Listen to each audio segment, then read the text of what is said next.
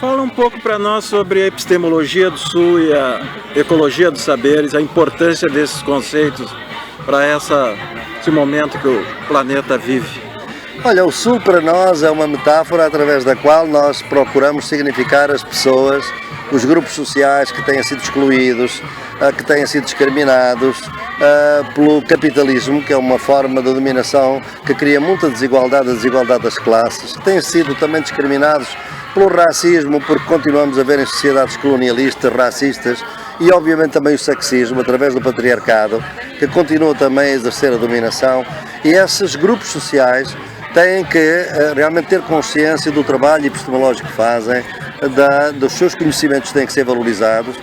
As epistemologias do Sul são um esforço no sentido de valorizar os conhecimentos a partir da luta social, da resistência, na medida em que esses grupos deixam de ser vítimas para ser resistentes, para lutarem por uma alternativa. Esse conhecimento, que é o conhecimento muitas vezes nascido na luta, não entra na nossa universidade, porque nas universidades normalmente o conhecimento que entra é o conhecimento depois da luta e naturalmente só o conhecimento dos vitoriosos, não é? O conhecimento dos vencidos nunca entra na universidade.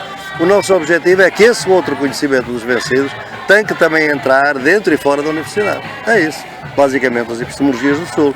Claro que para isso nós vamos, não significa de modo nenhum pôr em causa a ciência tem o seu lugar, há a ciência que nos ajuda nas lutas sociais, mas ela nunca é a única forma de conhecimento válido.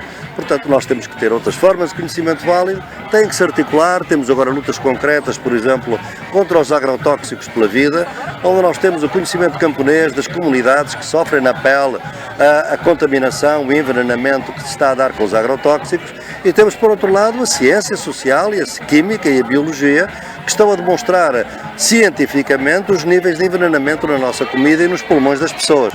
Portanto, eu penso que temos aqui um bom exemplo de ecologia de saber. Tá bom? Muito bom. Perfeito. Poder de síntese.